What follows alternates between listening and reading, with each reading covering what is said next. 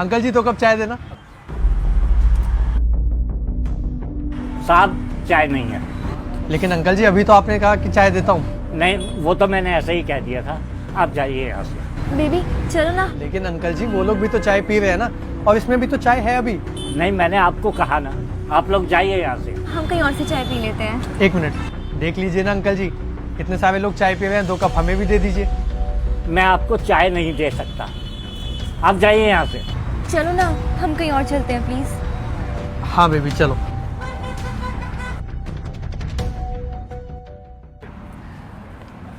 Baby एक काम करो, तुम चलो, हम लोग शाम को मिलते हैं, ठीक है। ओके बेबी, ठीक है। चलो बाय। बाय।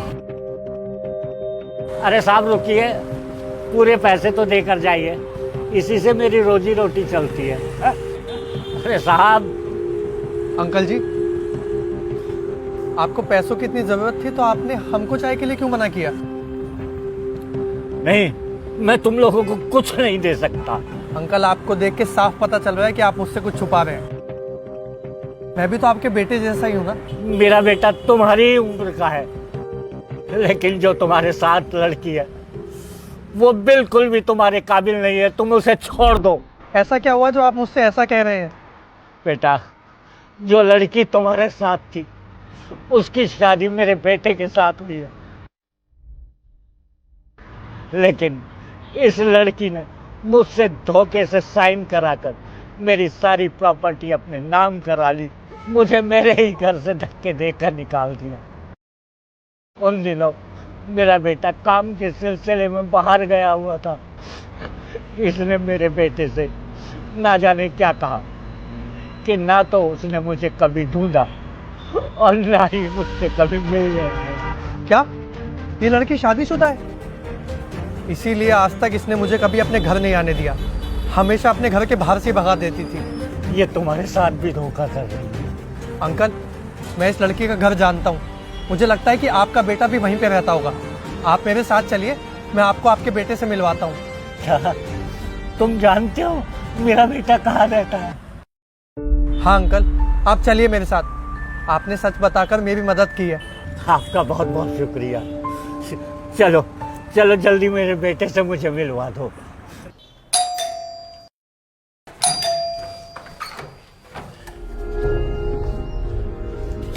तुम यहाँ क्या कर रहे हो।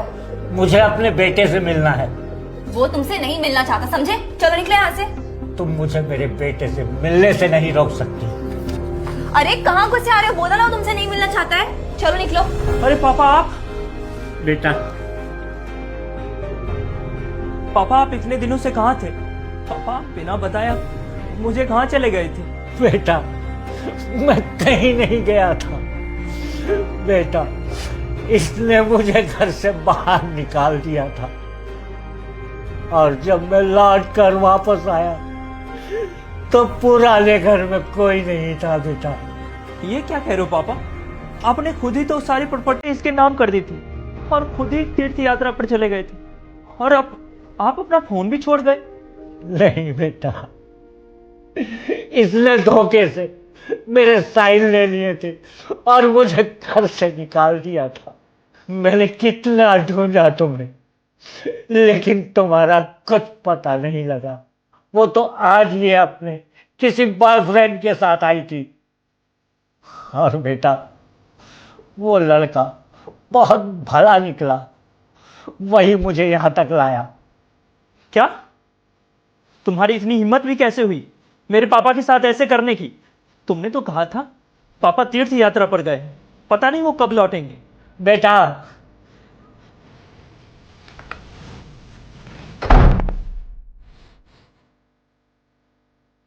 अगर ये लड़का मुझे यहाँ नहीं लाता तो बेटा मैं तुझसे यहाँ कभी नहीं मिल पाता। अंकल सही कह रहे हैं, इसने मुझे नहीं बताया था कि ये शादीशुदा है। ये मुझे भी अपने प्यार के जाल में फंसा रही थी। मैं कभी ये सोच भी नहीं सकता कि तुम ऐसे निकलोगे। कितना विश्वास और प्यार किया था तुम पर, और तुमने मेरे पापा के साथ ये सब किया। मैं एक पल भी तुम्हें यहाँ बर्दाश्त नहीं कर सकता। देखो मेरी बात सुनो प्लीज, मुझे माफ कर दो। मैं पक्का आज के बाद ऐसा कुछ नहीं करूंगी। मैं इससे रिश्ता भी तोड़ दूंगी। माफी, इससे पहले कि मैं पुलिस को बुलाऊं, खुद से यहाँ से निकल जाओ। आइए पापा चलिए। बेटा, तुम्हारा बहुत बहुत शुक्रिया।